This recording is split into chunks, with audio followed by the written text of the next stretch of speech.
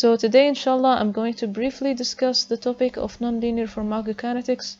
First of all, I would like to define the concept of nonlinear pharmacokinetic. What do I mean by the word nonlinear? Well, from its name, I can tell that when I plot a graph of the steady state concentration against the dose, I will not attain a straight line. I will actually get something looks like a curve, indicates that the relationship between the steady state concentration and the dose in the nonlinear kinetics is not a directly proportional relationship. Hence, it is not linear, and we call it nonlinear.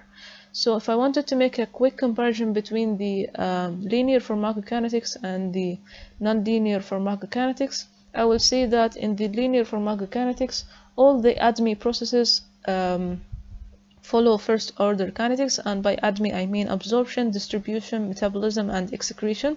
All these processes follow first order kinetics. On the other hand, in the nonlinear, at least one of these processes is saturable.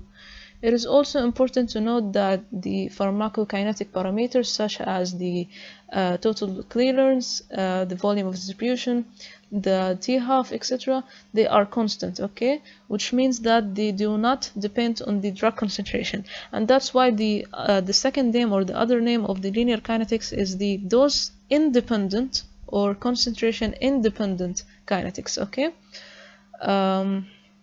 On the other hand, in the nonlinear pharmacokinetics, such parameters can be actually changed as we change the drug concentration, and that's why the other name of the nonlinear kinetics is the concentration dependent or the dose dependent kinetics. Now, moving to the possible reasons that would lead to nonlinear pharmacokinetics. So the question asks here, what are the different types of processes that can cause nonlinear pharmacokinetics? Well, as I said earlier, that in order for a drug to follow nonlinear pharmacokinetic, at least one of the ADME processes should deviate from the first order kinetic and become saturable. So how can this happen? This example, for example, take the metabolism process. How the metabolism process can be saturable? Well, the first possible reason could be the induction or the inhibition of liver enzymes, and one famous example is the smoking of the tobacco. The smoking of the tobacco can induce the liver enzymes that are responsible for metabolizing certain drugs such as theophylline and carbamazepine, hence decrease their plasma concentration and lead to nonlinear pharmacokinetic. Another reason that makes the metabolism process saturable is the limited availability of co-substance or cofactors that are required in the enzymatic processes. And we all know that we as humans have a very limited amount of conjugate molecules that gets conjugated with the drug metabolites, so they can be easily eliminated from the body. And this limitation of conjugate molecules makes us prone to drug toxicity, because over time the conjugate molecules will be saturated and we will run out of conjugate molecules, leading to the saturation of the metabolism process. Therefore, there will be always a maximum rate at which the metabolism can occur. And perhaps a good example to further explain this concept is the acetaminophen or the paracetamol toxicity. We all know that toxicity mainly happens when we consume a huge amount of the drug, thereby leading to overwhelming the liver. The question, why does it happen? Well, it's because the toxic metabolite of the drug, which is the NAPKI, or the N-acetyl para-benzoquinone imine, these toxic metabolites accumulate in the liver and it will remain unconjugated because there is a depletion in the glutathione, which is the conjugate molecule responsible for the elimination of the toxic metabolite of the paracetamol tablet, which is the NAPKI. So if we took a large amount of the drug, the glutathione found in our body cannot clear out all the NAPKI metabolite, and eventually the accumulation of this NAPKI molecule will lead to liver necrosis at very advanced stage, of course. Another group of drugs that may also follow the nonlinear pharmacokinetics is the drugs that follows carrier-mediated transport system. And by that, I mean the drugs that are absorbed in the intestine with the help of gastrointestinal microflora, or the drugs that are absorbed via active process. In this case, the carriers that are responsible for the absorption process might get saturated over time, and hence the absorption will vary, leading to different drug plasma levels, indicating nonlinear pharmacokinetic. Also, the drugs that have high possibility to be bound to plasma proteins are subjected to nonlinear pharmacokinetics. Why? Because as we know, the binding of the drug to the plasma proteins can affect can affect important parameters such as the clearance and diffraction of the drug unbound, which is the pharmacologically active form of the drug. Thereby, this can affect the plasma concentration levels and lead to nonlinear pharmacokinetics. In addition to that, drugs that are excreted via active tubular reabsorption, like the water-soluble vitamins, for example, they can follow nonlinear pharmacokinetics because, again, the carriers responsible for the elimination might also get saturated over time and give different elimination rates and longer half-life because part of the drug won't be excreted due to the saturation of the carriers responsible for excretion, so part of the drug will remain there inside the body, giving nonlinear pharmacokinetics. Also, drugs that follow chronopharmacokinetics. The chronopharmacokinetics is also known as time-dependent pharmacokinetics, and they are subjected to nonlinear pharmacokinetics because their elimination rate or their elimination rate differs throughout the day, meaning that the elimination at night is different than elimination at daytime. Finally, and the most important thing that I will be mainly focusing on today is the extensively metabolized drugs that have high extraction ratio, which usually undergo the concentration-dependent or the dose-dependent pharmacokinetics, and this will be our main concern today, the dose-dependent pharmacokinetics. So, moving to the next question, what is the equation used to define and describe the dose-dependent pharmacokinetics? Well, it's the Michaelis-Menten equation.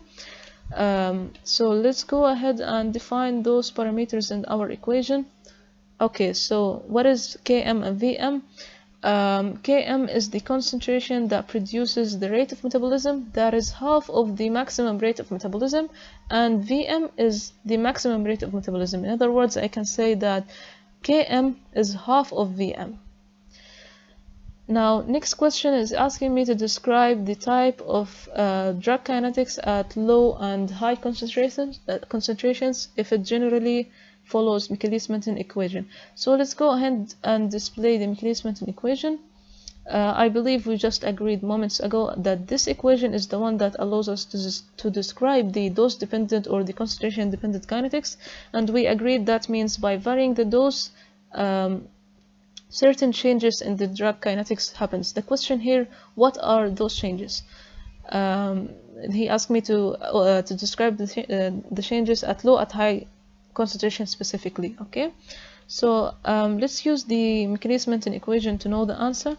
As we can see here, at high doses we will yield high plasma concentrations. Okay, so Cp will be so much larger than the Km, so Km plus Cp, this guy here, will be equal to Cp. Why? Because as we said that at very high concentration Cp is very high, so Km in comparison to Cp, to the plasma concentration, will be negligible. So this this guy here will be equal to Cp approximately. Okay, so Cp will go away with Cp and the maximum elimination rate is reached and it will be constant, and of course we will be following zero order kinetic. On the other hand, at low concentration, at very low concentration, Cp will be so much less than Km, so Km plus Cp will be equal to Km, and we will be following first order kinetic. Now moving to the next question that asked me to describe the effect of drug dosing on the CPSS, which is the steady-state concentration, the T half-life, and AUC if it follows Michaelis-Menten kinetics. Well, as we can see in this figure, which describes the Michaelis-Menten kinetics, initially at very low doses, as we discussed earlier, that at very low doses we follow first order kinetic, but keep in mind this first order kinetic won't last forever and it will deviate away from the first order kinetic. We will deviate away from it once the dose is increased, and that's why we would rather call it pseudo first order. Okay, so there is initially linear kinetics, which is the pseudo first order, and this means that the higher the dosing rate when we are in the pseudo first order phase, the higher the dosing rate, the higher the CPSS, Okay, it will be a proportional relationship as long as we are still administering low doses, as long as we are still in the pseudo first order kinetics. But then with time we won't be following first order anymore as we increase the dose, and the CP average at the CPSS will not be proportional. As you can see here, exponential increase in the CPSS, or exponential increase in the CPSS happens as we increase the dose, okay, indicating non-linear pharmacokinetics. And that's why at high doses we have exponential increase in the concentration, not a proportional increase, okay, while in the pseudo first order kinetics there is at very low doses we have a linear relationship and we have a proportional increase, but then at high doses we have non-proportional increase, which is observed as a exponential increase in the concentration. Also, initially, if the drugs follows first order kinetics, when the doubling the dose or doubling the dosing rate will lead to doubling AUC. That's in the pseudo first order kinetics, but again keep in mind this happens only at small doses. But then as we increase the dose at high doses, doubling the dosing rate won't just result in doubling the AUC. In fact, it will be more. It will be more than expected. It will be a non-proportional increase, indicating non-linear pharmacokinetic. Okay. Now, what about the half-life of the drug? Also, initially at low doses, since there is a first order which follows linear pharmacokinetic, the T half-life is constant, meaning that if we increase the dose a little bit, just a little bit, but we are still in the small dose range, then the half-life of the drug won't be changed. It will be constant, okay? But again, if we increase the dose dramatically and we enter the high doses phase, what will happen? We will deviate from the first order kinetics, so we will observe that an increase in the dose will result in an increase in the half-life, because as we mentioned earlier, in the nonlinear phase, or in the nonlinear pharmacokinetics, which is represented by the curve here, one of the ADME processes got saturated. So this prolongation of the half-life indicates that the drug is being accumulated more than we expect, and by that we know that the drug follows nonlinear pharmacokinetics. Okay, so doubling the dosing rate in this range, which is at the high dosage range, will result in higher half-life. Okay, so that's why clinically it's important to know that such drugs which follow nonlinear pharmacokinetics will always have a danger of toxicity. Okay, for this reason, for that one of the processes gets saturated and part of the drug gets accumulated, and this accumulation could be dangerous. Okay, so this is just a summary of what I said. You can screenshot the screen if you wanted to save this. Okay, moving to the next question, which says what is the effect of the parallel first order elimination and the capacity limited on the drug's half-life? First of all, we should know that drugs that undergo parallel pathways, such as aspirin or salsalates in general, is capable of applying both pathways, linear and non-linear. Okay, so the parallel pathway means that the drugs is capable of doing both pathways at the same time. They are capable of doing both. They are capable of doing linear first order kinetics and the non-linear, which is the Michaelis-Menten kinetics, at the same time. Okay, so as we can see here, we will observe the both processes, the both pathways in this diagram, which is represents the parallel pathway. As you can see here, initially at low doses, when we administer low dose, the half-life will be constant. Here it is fixed. Okay, but then here it is fixed because everything behaves as first order, and we said that in the first order the parameters such as half-life is constant. So here here at very low doses the half-life is constant.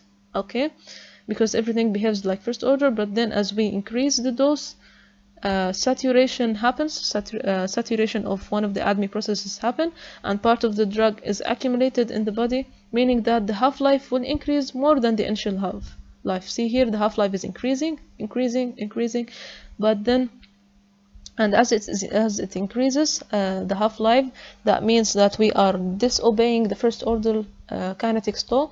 So as we increase the doses at high doses, we disobey the first order kinetics, and the system follows zero order kinetics for a temporary time.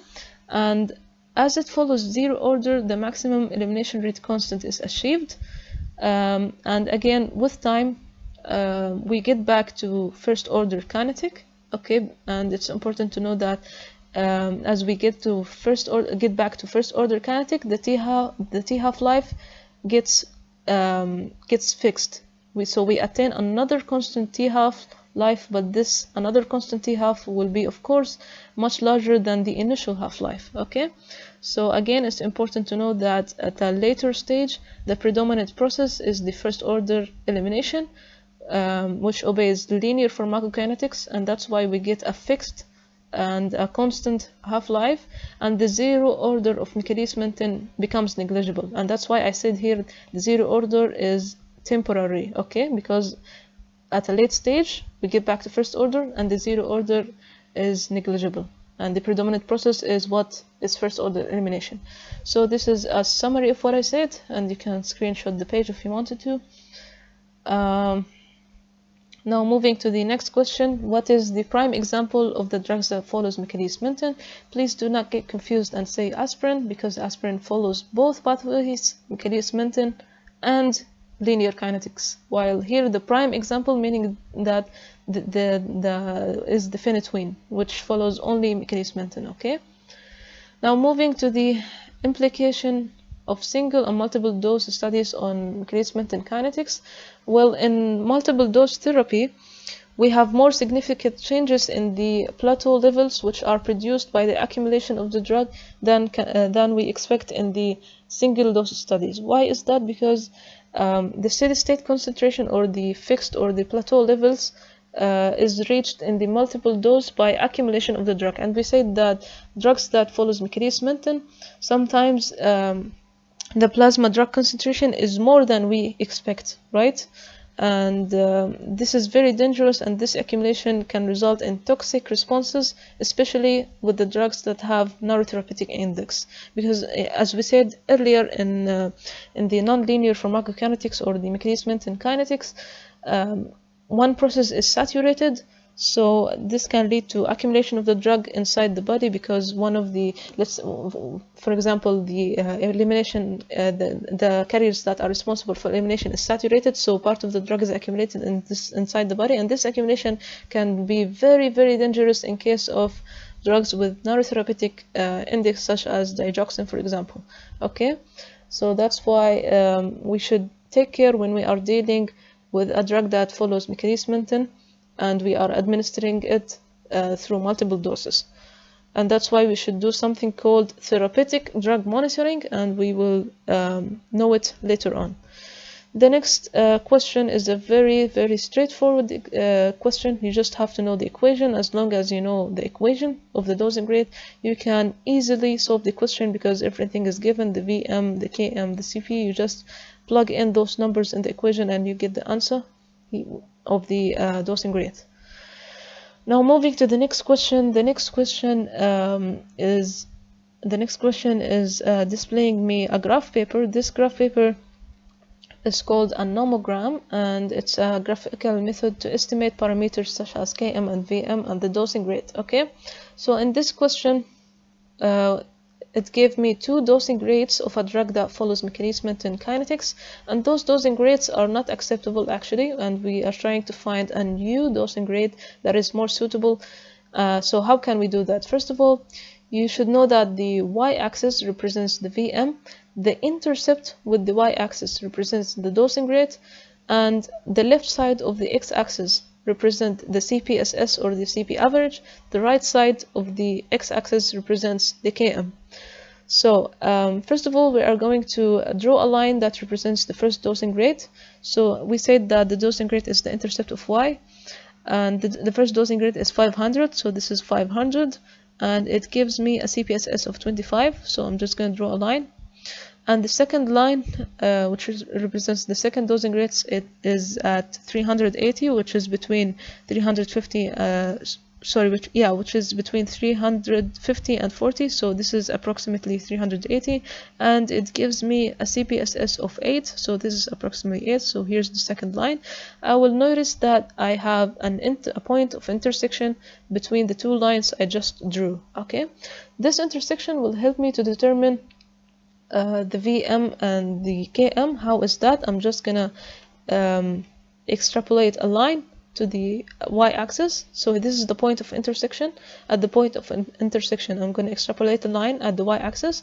So my VM will be equal to 600, and I'm extrapolate a line to the x-axis. So my KM is going to be 5, and we know that the intersection with y-axis would give me the dosing rate. So I'm gonna again draw a line that intersects with y from the point of intersection here. Okay, so I'm gonna do that. So I will notice that the intersection with y-axis is at 450, and that's why my answer of the dosing rate of the new, more suitable dosing rate is 450. That is the end of the nonlinear pharmacokinetic lecture. Thank you for watching. If you want a certain topic to be discussed, please say it in the comments. Thank you for watching.